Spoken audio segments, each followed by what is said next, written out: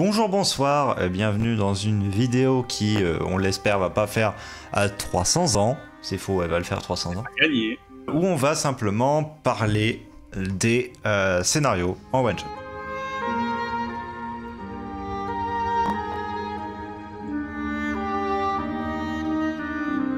On a déjà un peu abordé le sujet sur la chaîne parce qu'on en a déjà fait, mais là ça va être l'occasion de mettre un gros focus là-dessus, donc tout simplement déjà qu'est-ce que c'est qu'un scénario, ce qu'on va appeler en one shot pour le reste de cette vidéo. C'est un scénario qui va en fait durer sur une petite période de temps, qui va aller environ de somme toute une séance à 2 séances environ. Enfin, ça va être très limité dans le temps. Généralement, même, on dit plus une séance, en fait. Et qui va juste se concentrer sur, globalement, une action qui va être, en fait, tout simplement une expérience de JDR à part. Ça va pas s'ancrer dans une campagne. Va pas y avoir des personnages qui vont être présents avant et qui vont revenir après, quoi que ce soit, et surtout, à mon sens, qui ne nécessite pas d'aide ou d'intervention extérieure. Ce que je veux dire par là, c'est que, typiquement, quand vous êtes dans une campagne, vous avez fait une séance, une première séance, vous faites une deuxième séance, une troisième séance. À la troisième séance, les événements de la première séance peuvent resurvenir et vous avez besoin des connaissances que vous avez acquises aux séances précédentes. Là, dans des one-shots, le but va être plus que justement, il n'y ait pas besoin de ça. Peut y avoir des liens entre des one-shots, bien évidemment, là n'est pas la question, mais de mon point de vue, il faudrait faire en sorte que quand vous avez un joueur qui tout simplement est nouveau dans le groupe, à la table ou quoi, mais qu'il n'ait pas besoin d'avoir des connaissances complémentaires pour simplement débuter sa séance. Et à ce titre-là, je dirais que le one-shot est un assez bon format pour les joueurs débutants. Je suis d'accord. Après, le one-shot, donc l'idée c'est que ce soit rapide et je pense, toi tu peux être d'accord avec moi j'imagine, il faut que ce soit quelque chose qui se complète. Dans l'idée où il y a un début, il y a l'action et il y a une fin. Ouais. Si la quête c'est aller chercher l'anneau doré dans le donjon de machin, vous jouez 3 heures, à la fin des 3 heures vous avez l'anneau doré dans le donjon de machin. Voilà. Typiquement, c'est ou alors vous avez pas le d'anneau parce que le grand méchant il l'a piqué ou que voilà, ou peu importe, on s'en fout. Mais on est arrivé en théorie au bout du truc. C'est pour ça que moi les one shots je les vois un peu comme des donjons. L'idée d'un donjon, c'est-à-dire on rentre, on fait le donjon et on ressort quoi. C'est un peu ça. Et c'est en décalé par rapport à une expérience globale, tout ça, pas besoin de scénario, pas besoin de rien. Tu rentres dans le truc, tu bourrines, tu fais ce que tu as à faire et ensuite tu te casses entre guillemets. Moi, je dirais qu'il se complète et encore plus que ça, qui est complet. Ouais. Qui sont deux choses différentes. Parce que, en fait, dans un scénario plus long, vous faites sur du plus long terme, typiquement une campagne, vous pouvez vous permettre d'avoir 2-3 séances sans combat. Voilà, c'est 2-3 séances sans tel ou tel concept que vous avez l'habitude pourtant de mettre dans vos JDR. C'est pas grave, vous le mettrez après. Là, par contre, étant donné que c'est quelque chose qui est restreint dans le temps et qui se veut comme une seule chose, eh bien, il faut condenser énormément d'aspects, quitte à les réduire, pour offrir une expérience variée aux joueurs, parce que ce sera sa seule expérience, en fait. Il va pas avoir l'occasion de développer au-delà son personnage, de développer au-delà le combat, etc. Donc, pour ça, il y a pas mal de choses qui doivent être, à la limite, simplifiées au maximum, pour pouvoir permettre déjà une entrée facile, que les gens soient bien dedans, et que, par exemple, il n'y ait pas à se plonger 300 ans dans un manuel de règles pour aller chercher telle règle, parce que ça, vous pouvez vous permettre de le faire en campagne, en one-shot, ça casse le rythme. C'est plus compliqué. Et puis même en dehors de ça, il faut que les concepts abordés dans le one-shot soient saisissables facilement. Que ce soit les règles, mais aussi l'univers, par exemple, dans lequel on est plongé. Il faut que ça, j'imagine, hein, après c'est pour moi, mais que ça se rapproche un peu de codes qui sont faciles à avoir, plus ou moins par tout le monde. Même si on veut intégrer des trucs un peu nouveaux, etc. Il faut que ça reste facilement saisissable et qu'on donne les clés rapidement aux joueurs pour qu'ils puissent agir dans cet environnement sans devoir poser des questions en permanence et sans se poser des questions en permanence sur est-ce qu'il peut faire ça, est-ce qu'il a la puissance de faire ça, est-ce qu'il a la possibilité d'action de faire ça. Parce que le temps qu'on se pose ces questions, en fait, la séance elle est terminée et dans ce cas-là, on n'a pas les réponses à ce qu'on voulait, on n'a pas pu tenter ce qu'on voulait. Et donc, il faut qu'en fait l'expérience puisse permettre aux joueurs de développer leur personnage, ou d'avoir l'illusion en tout cas de développer leur personnage sur un temps très très court. Ce qui est un peu paradoxal parce que le développement normalement ça prend du temps, c'est quelque chose qui se construit avec les relations entre nous, PNJ dans les campagnes, les différents combats qu'on fait, les relations de groupe. Et ben là justement, tout ça il faut que ça fuse un peu et il faut après dans l'écriture je pense du scénario être capable de mettre des petits points d'appui, des points de pression pour forcer un petit peu ce développement, en tout cas l'encourager. Que ce soit par exemple un ennemi qui se présente très rapidement comme un ennemi commun, histoire que le groupe se soude plus facilement autour de l'idée de vaincre cet adversaire.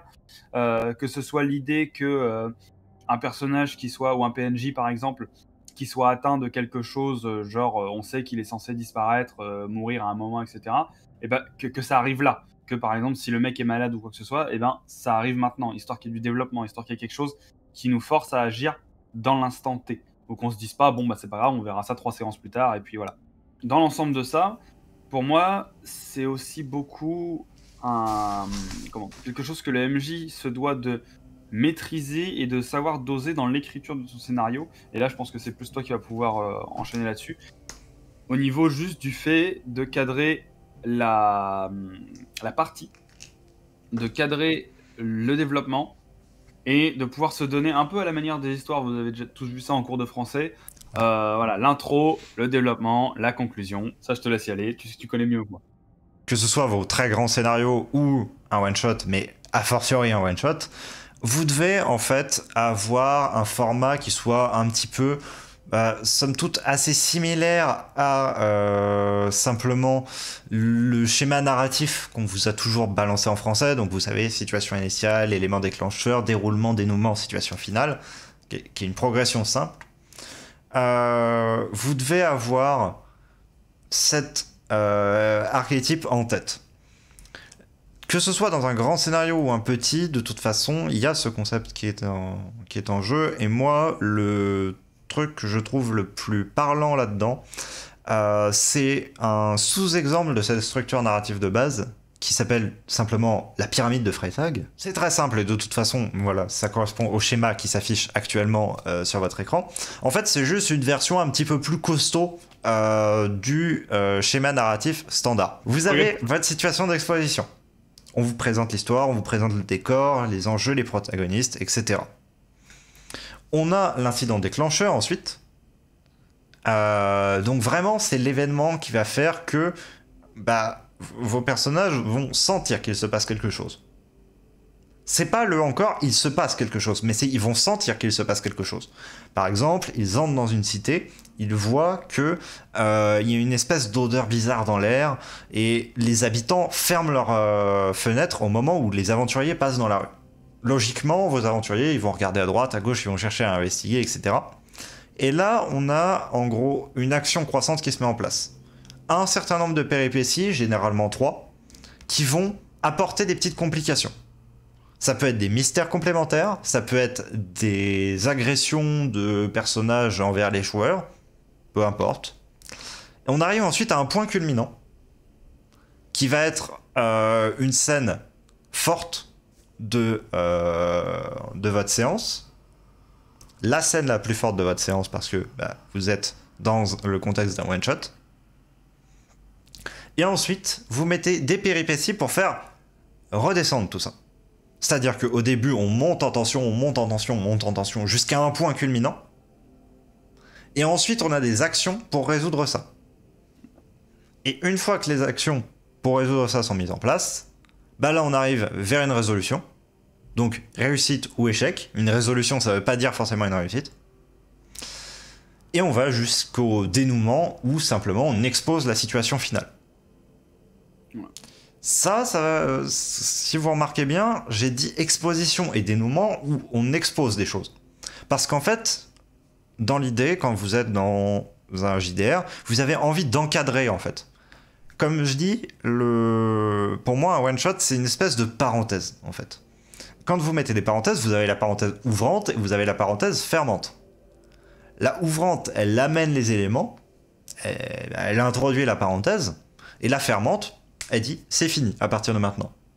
Donc la fermante, ce qu'elle doit faire, c'est elle doit pas forcément dissiper tout le mystère ou quoi que ce soit, ça on s'en fiche. Mais elle doit apporter un point de conclusion. Elle doit dire ok, là c'est fini. En fait, si vous avez un bon dénouement, vos joueurs ne vous demanderont pas si la séance est terminée. D'ailleurs, c'est d'autant plus compliqué quand on fait un dénouement qui est négatif. Hmm. Je voulais le préciser parce que ça, c'est un petit truc tout con, mais quand on fait un dénouement qui est négatif, surtout dans un jeu de rôle, ça signifie pas forcément la mort de tout le monde ou quoi que ce soit, mais ça peut signifier que, on va pas dire que la quête a échoué, mais que l'adversaire était trop fort ou que voilà, c'était dans l'idée de montrer quelque chose, de construire quelque chose où malheureusement on se fait un peu battre à la fin, quoi. Et bah ça c'est d'autant plus bizarre à la fin d'une séance de se faire battre parce que en jeu de rôle, on a tellement la possibilité et on a tellement l'impression qu'on peut tout faire, qu'on peut continuer, que quand une séance se termine sur l'idée qu'on a perdu, on est en mode mais non, non j'ai pas perdu, je suis encore en vie, j'ai encore mes 2 jambes, j'y retourne moi frère, tant que je l'ai pas battu ce mec-là, je vais le poursuivre jusqu'à l'autre bout du monde. Et c'est pour ça que les one-shots peuvent d'ailleurs être des très bonnes séances pour préparer un gros JDR derrière, avec justement des nouveaux joueurs, ou lancer des petits trucs comme ça, voir si la séance a plu, etc. À la fin de cette séance, si ça a plu à tout le monde, et si tout le monde est bien emballé, eh ben on peut se lancer par exemple sur l'idée que la situation qui peut-être s'est bien passée, et on a résolu la quête, on a sauvé la princesse par exemple, mais oh là là, s'il y a eu un enlèvement, c'est que les forces du mal sont en action. Ou alors, inversement, le mage noir nous a échappé, ah là là, où est-ce qu'il est parti cet enculé? Et voilà, et on peut lancer une grosse campagne derrière. Mais l'idée du one-shot, c'est qu'à la fin du one-shot, si c'est fini, en tout cas si, quand le one-shot est fini, la fin est une fin. Voilà, elle peut ouvrir sur autre chose, mais la fin est une fin. C'est comme, tout simplement, regardez le premier Star Wars. Le premier Star Wars qui a été fait, vous regardez le film, à la fin, c'est fini. L'étoile noire est détruite, merci, au revoir, on peut s'arrêter là. Le machin, il y a quand même eu 8 films derrière.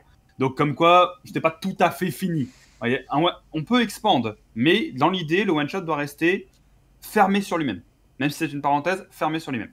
Un exemple aussi plus en lien avec cette chaîne, Azuria. En fait, les joueurs ont fait la première séance, et le truc, c'est que dans le cas d'Azuria, c'était juste des amis de fac, donc je ne savais pas s'ils avaient envie de poursuivre au-delà de la première séance le JDR ou non, étant donné que la plupart n'en avaient jamais fait. Donc, j'avais structuré ma séance comme un one-shot. Tout simplement, les personnages arrivent, on leur présente ce qu'est Azuria, donc une espèce de cité flottante au-dessus d'une terre plongée dans l'obscurité en permanence. Ils arrivent, ils font une mission sur cette planète, ils se trouvent à être amenés sur cette planète, à combattre, à être face à des mystères qu'ils ne comprennent pas. Ils combattent quelque chose, ils s'enfuient, ils se font ramener à la surface de la cité, et ils terminent simplement dans la cité, leur personnage étant sain et sauf. Et c'était ça le but de la mission. Le but de la mission, c'était découvrir quelques informations et s'échapper ensuite. Et le truc, c'est que ça les amène à une situation où, oui, ils ont réussi en fait. Ils ont réussi à s'enfuir, ils ont réussi à s'échapper. Donc, il y a une unité narrative qui est terminée. Et le fait qu'il y ait un JDR après ou pas, ça aurait pas changé de signification à cette parenthèse-là en fait. Et du coup, ça aurait fait une unité narrative qui aurait été totalement cohérente. Il n'y avait pas besoin de rajouter derrière, mais ça ouvrait la possibilité de le faire. Donc les one-shots, justement, leur intérêt, on a commencé à en parler, introduire à des nouveaux joueurs le concept du JDR, aussi. Essayer de tester une alchimie entre des joueurs que vous connaissez, mais que vous n'avez jamais fait jouer ensemble, pour voir si alchimie se forme. Ça m'a été utile justement dans Oblafaya, parce que pas votre groupe, mais l'autre groupe, parce qu'à l'origine il y avait 2 groupes d'Oblafaya. On a fait un test, il y a eu une séance test qui était un one-shot, pareil. Et à l'issue de celle-là, il y a 2 joueurs sur les 3 qui sont venus me dire et qui m'ont dit non, là dans le groupe ça passe pas, on s'entend bien tous, mais il n'y a pas d'alchimie, il n'y a pas d'élément moteur. Et donc du coup on a fait, ok, on arrête. Voilà. Et du coup, la suite n'a pas eu lieu. Mais le fait d'avoir fait ce one-shot a permis qu'ils apprécient quand même leur séance de JDR et que, bah voilà, ça fait quelque chose de sympathique, ça n'a pas fait quelque chose qui s'est juste arrêté alors que c'était prévu que ça aille plus loin. C'était prévu que ça aille plus loin si la première partie, ça remplissait le coche. Ça peut vous permettre également, tout simplement, quand vous n'avez pas nécessairement le temps de vous lancer dans une campagne, bah, d'avoir une bonne expérience de JDR avec quelques personnes, tout simplement. Et après, je dirais aussi, ça peut permettre autre chose, et ça, c'est en lien avec le one-shot qu'on a masterisé à deux, le JDR de bataille. Ça peut permettre de développer complètement en dehors d'un scénario de campagne ou quoi que ce soit, un événement pourtant extrêmement marquant de la dite campagne. Exemple. Vous jouez une campagne, machin, tout ça, vous partez à la poursuite de je sais pas quoi, vous allez machin pour les forces du mal et compagnie, et il se passe à un endroit du monde une forte bataille avec un grand truc, tout ça, et vous savez que le mage noir a détruit une cité et tout ça, et vous y étiez pas, et vous allez poursuivre, enquêter, machin, tout ça. Et ben, cette bataille, on la fait vivre dans un one-shot. On peut même prendre la même équipe de mêmes joueurs, ça c'est même possible, de prendre des joueurs qui font partie de l'aventure principale, de leur faire jouer des personnages soit préécrits, soit des personnages qu'ils ont envie d'écrire rapidement si c'est des habitués, juste pour dire d'être un peu des trash tiers qu'on va balancer comme ça dans un JDR qui vont peut-être y passer ou peut-être pas, et ça leur permet de vivre les événements, d'avoir un regard sur les événements qui se sont passés, sans avoir besoin de leur raconter tout ça, ou justement de pouvoir vivre ce qui leur est raconté dans la campagne. Et ça, par exemple, c'est ce qu'on a fait avec le JDR Bataille, sur un événement qui était extrêmement connu depuis le début qu'on a commencé les JDR sur Andaria, à savoir, si je dis pas de bêtises, le deuxième enchaînement du Kalaktak, troisième, le deuxième, c'est bien ça, deuxième enchaînement du Kalaktak, avec la bataille avec les grands héros qui ont réussi à faire tomber le Kalaktak dans une prison, voilà, pour le supprimer définitivement. Et définitivement lol. Et ce JDR, voilà, cet événement, on en a entendu parler des centaines de fois. Et le fait d'avoir pu le vivre nous a permis, ne serait-ce qu'à moi, alors que j'ai masterisé la séance, hein, mais à moi en tant que master, grâce à Siegfried qui, d'un côté, était en train de masteriser la partie héroïque et très lore de la bataille, et moi qui masterisais juste la bataille en soi, plus les joueurs qui étaient présents, ça nous a permis de découvrir en fait ce moment du scénario sous un format de jeu, et pas sous un format de lisez le bouquin du lore, il y a 15 pages, débrouillez-vous quoi. Voilà, ça peut aussi avoir un grand intérêt pour ces choses-là. Sous forme de juste le MJ vous décrit un truc pendant votre séance de JDR. Parce que le MJ peut vous faire une très grande description de la bataille en plein milieu de votre JDR, mais il peut aussi dire bah ok, on va prendre une séance, là on va faire un one shot, et cette séance là ce sera la bataille en fait. Au lieu de vous raconter comment la bataille elle était, vous allez la vivre, voilà. Et c'est quand même plus marrant, on va pas se le cacher. Hein, il y a un moment, c'est sympa après, les raconter. Si vous voulez avancer dans votre campagne aussi, hein, voilà, des fois les descriptions c'est bien, mais... oui, bien sûr, non, j'enlève pas les... entendez-moi bien, j'enlève pas l'importance des descriptions, hein, parce qu'on a un grand descripteur à côté, là il va me taper dessus. Mais non, les descriptions sont très très importantes, mais c'est quand même sympa sur certains événements qui, justement, ont un intérêt à être joués. Oui, ça aussi c'est important de le préciser, ont un intérêt à être joués, hein.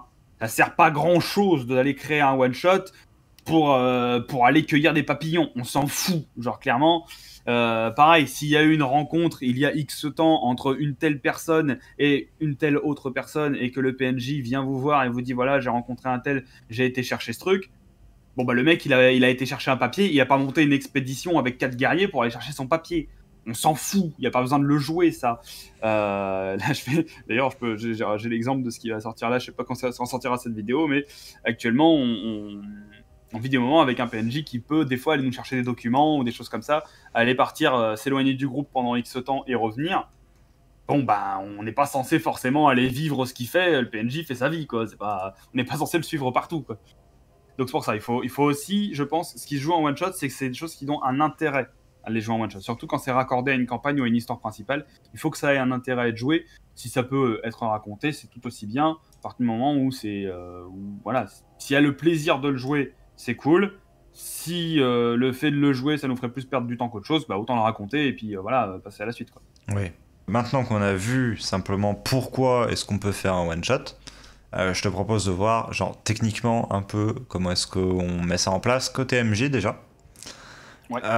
Déjà, faut bien avoir conscience de plusieurs points. Un, très probablement, vous allez avoir à créer les personnages que les joueurs vont être amenés à jouer.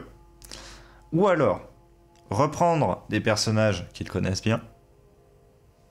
Ou alors, troisième possibilité, leur faire créer des personnages basiques au début de la séance. Mais, parce que là, il y a un énorme mais. La plus grosse contrainte que vous allez avoir dans un one-shot, c'est le temps. C'est-à-dire que vous allez avoir à faire entrer dans un format court énormément d'éléments. Donc, vous devez mesurer en fait la quantité de temps qu'il va vous falloir pour les choses. Et des fois, surtout quand c'est ces premiers one-shots, on a souvent tendance à surestimer ou sous-estimer énormément de choses. J'ai fait des one-shots où je me suis retrouvé à ce qu'au final, il dure 1h10. Alors que j'avais prévu qu'il dure beaucoup plus longtemps. Parce que j'avais des joueurs qui ne sont pas allés chercher des petits détails dans le décor et donc du coup n'ont pas amené à certaines pistes. De l'autre côté, j'ai des one-shots que je me suis retrouvé à faire sur plusieurs séances. Parce que j'avais pas eu le temps de développer ce que je voulais. Coucou leader bataille. C'est pas le pire. Mais, globalement, pour vous donner une idée de ce que vous pouvez faire, sachant que c'est totalement approximatif. Si vous prévoyez de leur faire créer des personnages, rajoutez environ 1h30 de temps. Vous prenez 1h à 1h30 pour leur présenter comment créer leur personnage, etc. Si vous mettez un système de stats basique, pareil, sachant que dans cet espace de création, je prévois aussi l'espace où vous allez un petit peu leur expliquer les règles et les règles de création, où vous allez leur expliquer quelques petites bases sur l'univers. C'est des moments qui sont extrêmement difficiles en tant que MJ. Soyez-en conscients. C'est beaucoup plus difficile que masteriser la séance qui vient après. Pourquoi ? Parce que vous allez avoir à regarder un petit peu tout ce que vos joueurs font. Parce que vous pouvez pas être dans cette même dynamique que quand vous êtes sur une campagne où vous demandez par exemple les fiches 2 semaines à l'avance. Là, les fiches, ils vont vous les montrer, ils vont faire « Est-ce que tu valides ?» Faut que vous puissiez dire rapidement oui, non, en fait. Et si c'est non, pouvoir pointer les choses. Donc, ça vous demande vraiment d'être vigilant sur ce qui est en train d'être marqué, etc. On va vous poser des questions, vraisemblablement. Et en même temps, vous allez devoir expliquer des trucs sur les règles, sur le lore. Parce que vous avez besoin de mettre un contexte à tout ça. Suite à ça, dépendant si vous êtes en distanciel ou en présentiel, et que vous êtes avec des joueurs expérimentés ou non, il va falloir que vous prévoyiez un temps pour expliquer les outils que vous allez utiliser. Si vous êtes avec des joueurs qui n'ont jamais fait de JDR, ou qui n'ont jamais fait de JDR dans la condition dans laquelle vous le faites, mettons c'est des joueurs, vous les avez toujours eu en présentiel, vous les avez en distanciel là, vous allez devoir expliquer un minimum les outils. Comment est-ce qu'on lance un dé ? Comment est-ce qu'on voit les maps, si jamais il y a des maps ? Comment est-ce qu'on écoute la musique, si jamais il y a de la musique ? Toutes ces choses-là qui ne se posent pas forcément des fois en présentiel. Mais en présentiel, il y a d'autres contraintes aussi. Quels sont les jets de dés qu'on fait ? Quel dé on lance à quel moment ? Pourquoi est-ce qu'on lance des dés ? Est-ce que tu veux un café ? Exactement aussi. Très important. Très très important. Mais vraiment, en fait, cette phase-là, de 1h à 1h30, vous devez vraiment être prêt à l'encaisser. Parce qu'elle va être claquante. Un petit conseil que je vous donnerais, c'est si vous avez l'occasion de le faire, mettons vous faites une soirée JDR, vous vous arrangez pour faire ça en début de soirée. Par exemple, vous dites à tout le monde on se retrouve à 18h. De 18h à 19h30 vous faites ça. Ensuite, tout simplement, vous grignotez des trucs, vous faites votre repas, ce que vous voulez, vous leur servez un truc si vous êtes avec eux ou quoi. Faites ce que vous voulez. Pour laisser la pression retomber, en fait. Que tout le monde, en même temps, se dise bien, ok, mon personnage c'est ça, et que comme ça, les joueurs puissent aussi discuter entre eux. Parce que ça, c'est très important. Qu'ils puissent dire, ah ouais, moi, ça y est, là, je vais jouer un nain, il a une pioche, c'est incroyable, je vais pouvoir taper des cailloux. Et pouvoir extraire des diamants. Voilà. Creusez, trouvez le balrog. Voilà.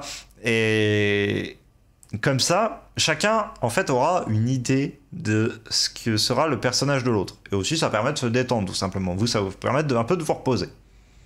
Et ensuite, seulement, vous lancez la séance. Parce que si vous êtes déjà claqué au moment où vous lancez la séance, sachant que c'est un one-shot, ça va être horrible. Parce qu'un one-shot, faut envoyer. Faut envoyer pour plusieurs raisons. D'une, il va falloir que vous donniez un contexte qui soit assez lourd et assez rapide. Parce qu'il faut que vous mettiez vos joueurs tout de suite dans le bas. Limite, quitte à les mettre en plein milieu de l'action, directement, dès le début de la séance. Que vous soyez à les presser, à les pousser, parce que tout joueur, en fait, a un petit peu de temps avant de se mettre dans le roleplay, généralement. Il lui faut quelques minutes, voire quelques dizaines de minutes, pour se dire, ok, je suis tel personnage, je fais ça, ma prochaine action ce sera ça, que les mécaniques se mettent en place, en fait. Surtout si vous êtes face à des joueurs novices, là, il va falloir vraiment que vous les poussiez, que vous les pressiez, que vous leur dites, qu'est-ce que tu fais? Comment est-ce que tu penses résoudre cette situation? Que vous soyez beaucoup plus à les...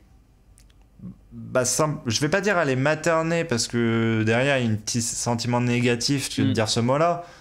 Ouais. Mais l'idée d'être beaucoup plus présent en fait que vous le seriez dans une campagne. Parce que dans une campagne, au pire, si jamais ça met 10 minutes à trouver la bonne idée entre les joueurs, honnêtement, c'est pas grave. Parce que le temps supplémentaire que vous allez passer sur cette séance-là, bah tant pis, en fait, vous savez pas dans combien de séances vous arrêtez de toute façon. Donc, qu'il y ait une séance de plus ou une séance de moins, les joueurs, ça leur changera strictement rien. Au contraire, ils seront contents, ils auront une séance de plus. Donc, en séance one-shot, par contre, ça, c'est un vrai problème. Parce que le temps que vous avez est limité. Imaginons, on vous dit, bah à minuit, il faut que ce soit terminé, tout le monde rentre chez soi. Bon, le couvre-feu en ce moment, il va te dire non, hein, mais... Dire fuck. Voilà. Je resterai dormir, je joue plus longtemps. En distanciel, on va te dire, voilà, on termine à telle heure. Bon, bah, faut qu'à telle heure, ce soit terminé, en fait. Et pour ça, mon second conseil sera d'avoir ce que je vais appeler des scènes qui soient préécrites. Est-ce que tu vois par là ce que je veux dire? Je pense que oui, mais... Ah bah, oui, moi je vois à peu près l'idée. Après, je pense que tu le diras mieux que moi. De toute façon, moi j'ai quelques conseils aussi pour les joueurs après. Ok. Donc, moi je vais te laisser pour les Je vais un petit peu développer. Une scène, en fait, ça va être une sorte de sous-unité narrative. Ça va être simplement une péripétie, ça va être une exposition, ça va être quelque chose... En fait, ça va être un fragment. L'idée derrière, ça va être de fragmenter énormément votre scénario pour avoir quelque chose... C'est un peu triste à dire, mais si vous voulez vraiment contrôler le temps, il va falloir être linéaire au possible. Parce que, et ça, c'est malheureusement une vérité.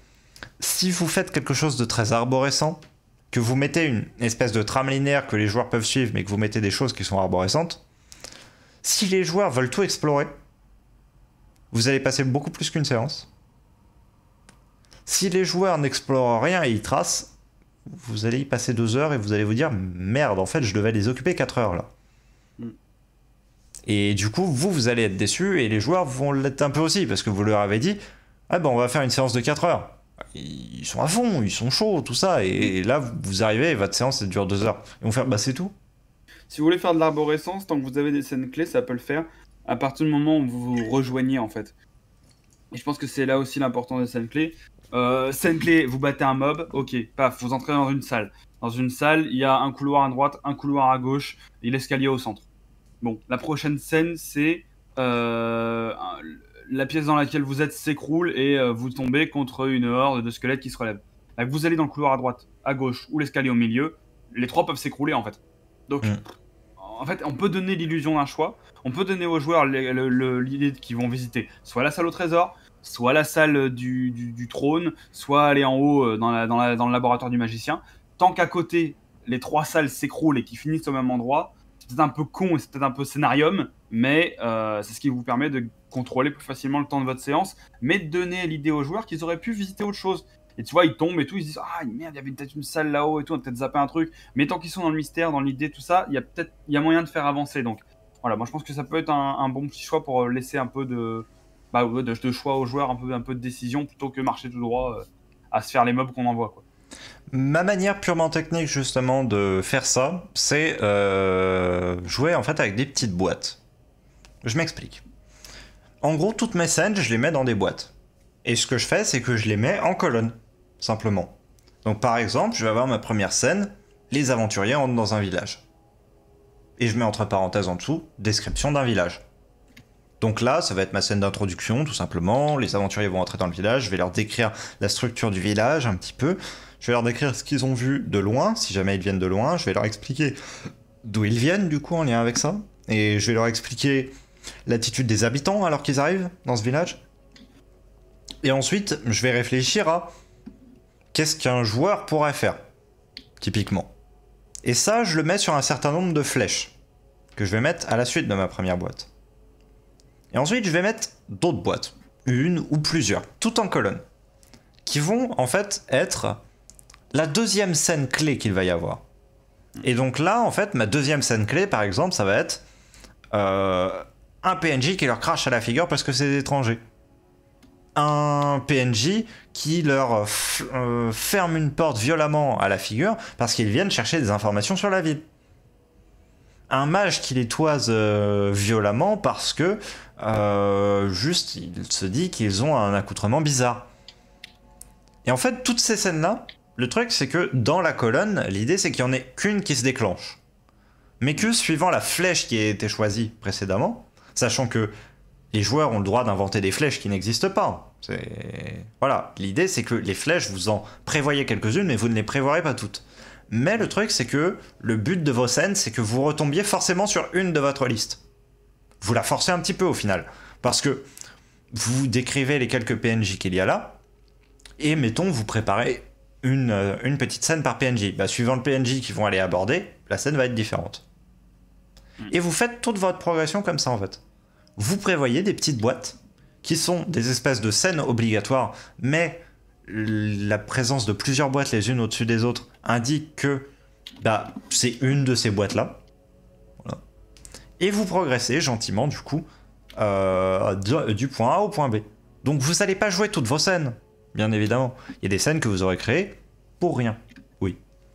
Mais malheureusement, le fait d'avoir prévu du coup ces colonnes de scènes, ça permet de vous dire, mettons, bah, j'ai 15 scènes dans ma séance, et je sais qu'une scène, mettons, me prend 10 minutes. Bah voilà, bah vous savez que vous avez 150 minutes qui vont être occupées par ça.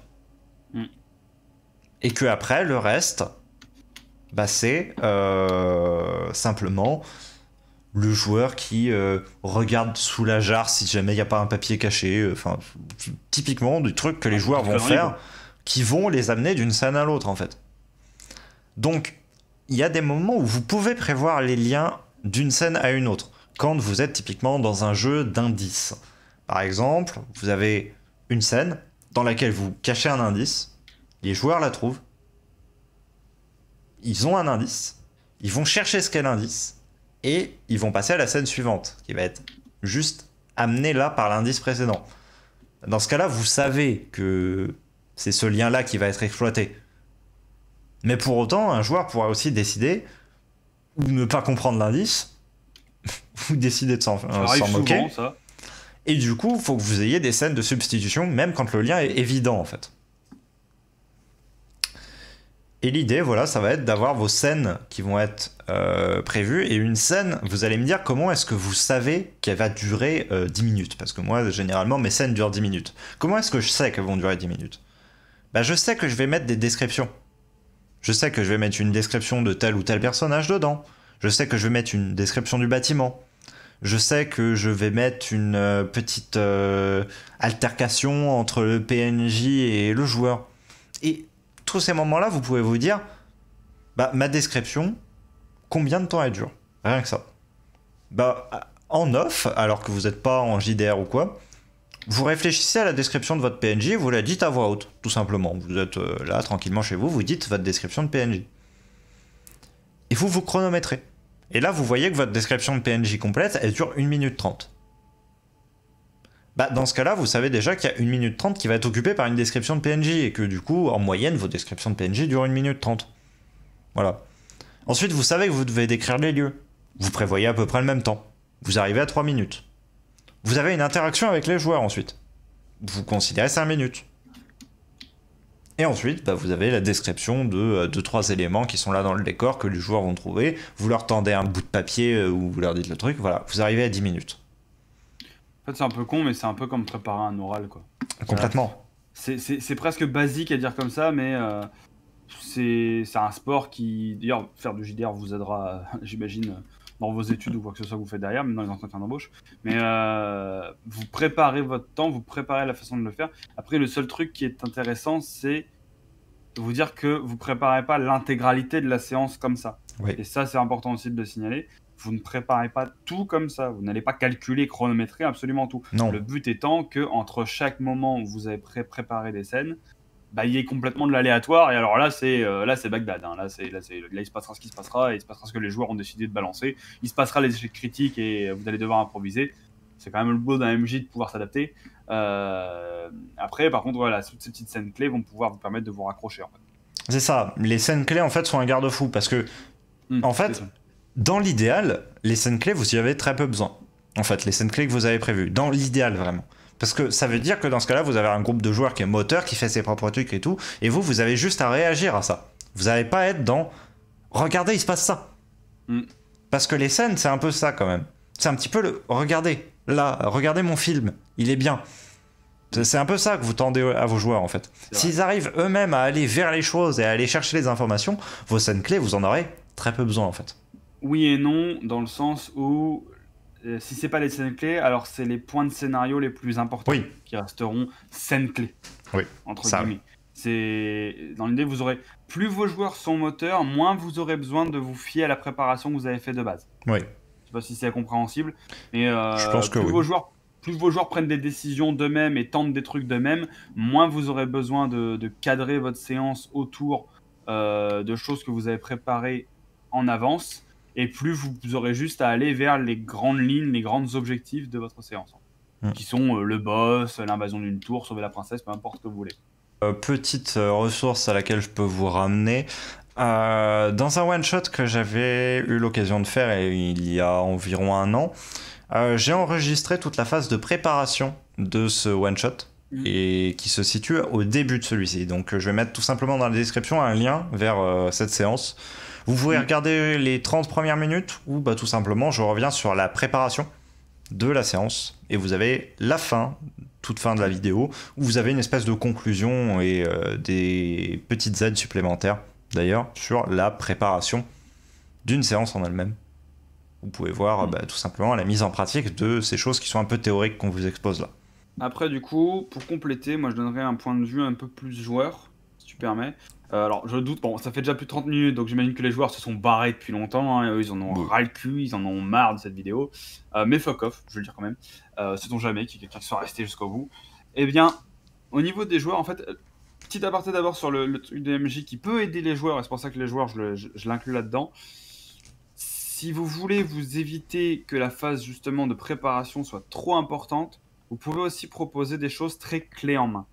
Dans le sens où, je suis pas forcément un grand fan de ça, mais vous pouvez avoir des règles qui facilitent en mode, il y a 3 classes. L'archer, le guerrier, le mage. Voilà. Et ça, avec des stats prédéterminés ou plus ou moins choisis, avec des fourchettes prédéterminées, etc.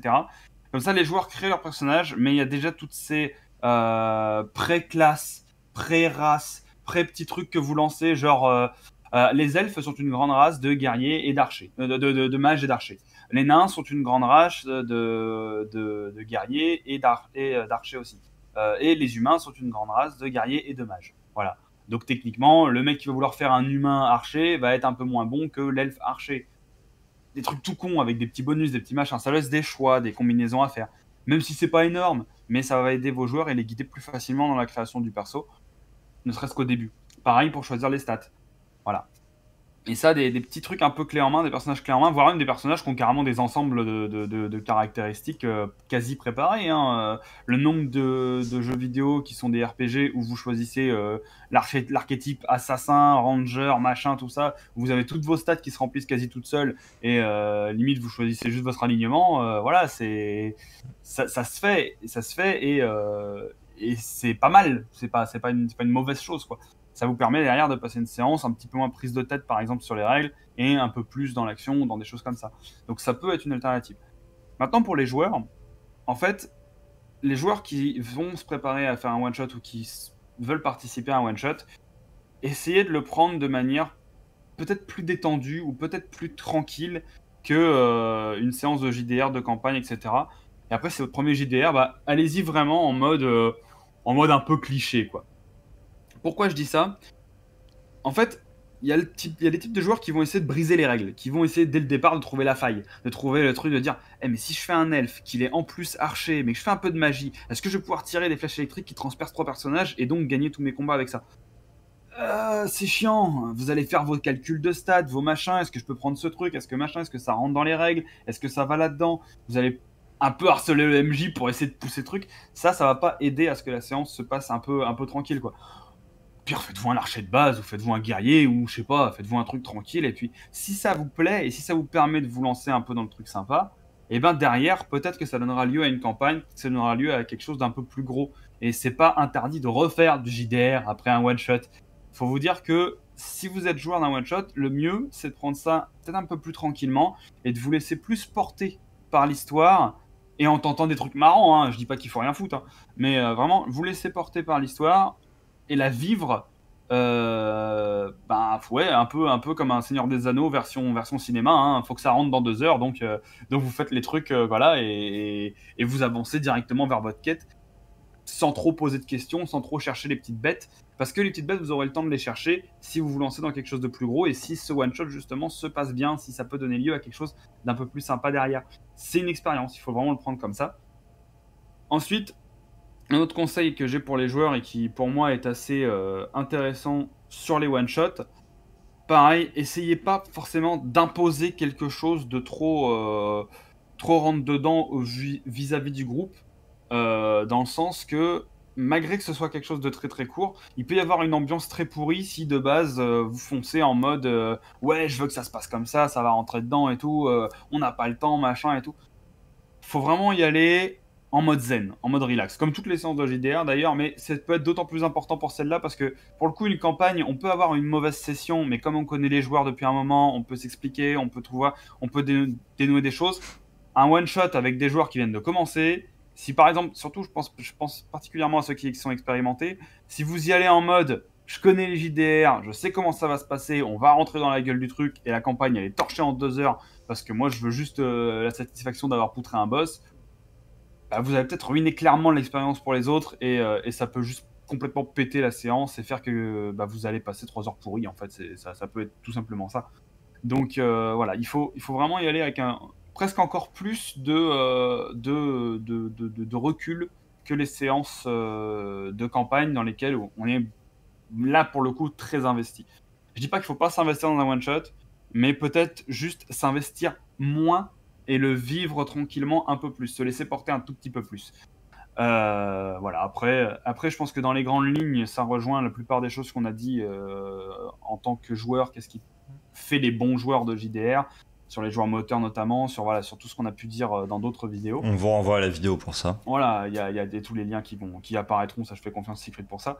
Mais voilà, après, si vraiment il y aurait d'autres petits conseils à donner, j'en ai pas fait beaucoup en tant que joueur, mais je dirais, allez, au-delà de se laisser porter et de pas trop faire chier sur les règles, juste essayer de passer. Enfin, je vais pas dire essayer de passer un bon moment comme si c'était pas un bon moment de base de JDR, mais euh, lancez-vous ça plus comme un jeu, comme une manière de rigoler. Voilà, quitte à faire des trucs un peu déconnants, un peu marrants, mais de toute façon, vous savez que vous allez avancer vers un objectif qui sera plus ou moins très cadré. Alors c'est peut-être le moment de faire des trucs un peu plus déconnants, ou même de vous mettre un peu plus en danger. en tant que personnage, parce que justement le MJ va peut-être tenter un peu moins de vous tuer, ou un petit peu moins de vous pousser à payer les conséquences de vos actions. Dans un JDR comme ça, justement, c'est un petit peu moins de prise de tête, donc profitez-en pour vous lâcher un petit peu, voilà, tout en restant dans l'idée qu'on y va en mode marrant et on y va en mode on se laisse porter par l'histoire, quoi. En tant que MJ, justement, dans les one-shots, moi j'ai tendance à beaucoup moins pénaliser des joueurs qui vont tenter des choses, encore moins qu'en séance normale. Tout simplement, même des choses en fait stupides limite. Parce qu'en fait, pour moi, l'intérêt entre énormes guillemets, hein, punir un joueur pour une action qui n'a pas de sens, qui n'a pas de logique, pour moi, ça a un sens de le faire s'il y a des conséquences sur le long terme, entre grands guillemets. Dans le sens que sur plusieurs séances, ça va être rappelé que bah ouais, tu t'es pris un coup de couteau dans le ventre parce que piller des gens alors qu'il y a des gardes, bah c'est pas une bonne idée en fait. Typiquement. Tandis que si vous le faites sur un one-shot, imaginez, vous passez les 30 dernières minutes avec le joueur qui... Enfin, le personnage du joueur qui s'est fait entailler le vide. Bah, ça va être juste nul en fait, parce que vous n'allez pas lui faire plus que ça subir les conséquences de ses actes, mais au contraire, vous allez juste l'handicaper pour la fin de la séance. Typiquement, si vous prenez l'exemple, je reviens sur celui de tout à l'heure avec les salles qui s'écroulent. Dans un JDR normal, les salles qui s'écroulent sur une campagne, ça en a un qui se pète une jambe. Voilà, typiquement, vous faites lancer des dés, les mecs, il y en a un qui va rater son truc, il va se péter une jambe. Et dans ce cas-là, du coup, les mecs vont marcher à 2 à l'heure, ils vont être handicapés, ça va être chiant, ça va être... Dans un JDR one shot, les mecs vont faire une chute de 10 mètres, ils vont retomber sur leurs pieds, et bizarrement, ils auront à peine un peu mal à la cheville, ils auront perdu 2 PV, et voilà. C'est pas grave, et on avance, et on taille les prochains mobs qu'on voit, voilà, fuck off. On s'en fout de ça. À la limite, ce qui peut être marrant, c'est quand derrière, si le one-shot donne lieu à une campagne, là, vos joueurs peuvent se rappeler que, au fait, on s'était bien cassé la gueule à ce moment-là, vous avez peut-être encore un peu mal au pied de cette chute, voilà. Des trucs, des petits rappels, mais sur le moment, le punissez pas. Et je pense qu'on a fait pas mal le tour là, je pense qu'on est vraiment pas mal de choses. Et donc moi, j'ai un ultime conseil à donner. Même si c'est un one-shot, faites un débrief. Prenez un temps d'environ 15 minutes à la fin de la séance pour faire un débrief, c'est ultra important. D'une part, si vous avez des intentions derrière de le poursuivre en tant que JDR, en tant que campagne par exemple, ou tout simplement, ne serait-ce que pour avoir les retours des joueurs. Parce que d'une, c'est par là que vous allez vous améliorer en tant que MJ, et de deux, c'est par là que les joueurs vont aussi pouvoir simplement extérioriser des choses qui les auraient un petit peu gênés par exemple pendant la séance. Ils savent pas comment réagir à telle ou telle situation, ils peuvent vous en parler pendant ce moment-là. Ils n'ont pas compris pourquoi est-ce que tel joueur a fait telle remarque à tel moment, ils peuvent en parler. Ça met un petit cadre de discussion qui permet ensuite à tout le monde de comprendre. Surtout, c'est très important lorsqu'on est avec des nouveaux joueurs. Alors, pour des nouveaux joueurs, ça peut être assez intimidant. Ils peuvent dire, par réflexe, j'ai rien à dire. Un débrief. Et dans ce cas-là, c'est à vous en tant que MJ de présenter les choses. Au lieu de dire d'abord voilà, on va faire un débrief, est-ce que vous avez des questions? Ça c'est nul comme intro. Ça pue. Voilà. Ça pue. Vous dites, moi la séance je l'ai trouvée comme ça, j'ai bien aimé quand t'as fait ça, j'ai bien aimé ce qui s'est passé. Bon, j'avoue que moi personnellement j'avais prévu cette scène-là et cette scène-là, elles ne sont pas faites parce qu'en plus comme c'est juste un one-shot, vous pouvez vous permettre de dire le scénario en fait que vous aviez prévu. Vous pouvez en discuter avec vos joueurs, vous pouvez montrer la timeline du scénario, leur dire regardez, vous avez fait ce chemin-là. Ça peut être très intéressant à leur montrer, leur dire. Si vous avez votre truc avec les boîtes, dire regardez, vous avez fait ce schéma-là, mais il y avait plein d'autres possibilités. Et comme ça permet de montrer par exemple à de nouveaux joueurs que le JDR est aussi un énorme jeu d'exploration, que vous avez plein de pistes, plein de choix, et de leur dire, bien insister sur regardez, là il y a un certain nombre de flèches, mais c'est même pas toutes les options. Vous en avez plus que ça, vous pouvez créer vos propres options. Ça vous permet d'inclure des petits concepts comme ça et d'amener des nouveaux joueurs à un peu plus visualiser ce qu'est un JDR, et du coup de par là nécessairement ça va un petit peu délier les langues et les gens vont plus vous faire des remarques, vous demander pourquoi est-ce qu'il s'est passé ça, etc. Est-ce que ça c'était prévu dans le scénario ou est-ce que ça a été improvisé? tout autant de choses qui sont intéressantes à parler lors des débriefs, qui dédramatisent un petit peu les séances, dans le sens qu'une séance n'est jamais dramatique, mais voilà, à mon sens, c'est nécessaire de le faire. Parce que ça permet que, s'il y a le moindre doute entre des joueurs, ça permet de le dissiper à ce moment-là. Parce que des doutes, il y en aura, parce qu'on est dans un format condensé, rapide. Et voilà, ça permettra à chacun de dire j'aimerais bien que la prochaine séance dure plus longtemps, moins longtemps, etc. Si jamais vous êtes amené à faire des séances avec les mêmes joueurs, vous saurez pour la prochaine fois un petit peu plus cadrer ce qu'ils veulent. Sur ce, je pense qu'on est relativement bon. Que nous avons bourré 45 minutes encore une fois. Oui. Allez. Comme d'habitude, j'ai envie de dire. On devrait faire un format vidéo indigeste. On devrait appeler ça, c'est pas conseil pour un release, c'est clairement juste les vidéos indigestes. Les conseils indigestes. Les conseils indigestes de Taro Seyoka. Allez. Et voilà, on vous souhaite une excellente journée, soirée, quel que soit le moment où vous regardez cela. Et on vous dit à très bientôt pour une prochaine vidéo. Ouais. Salut. Au revoir.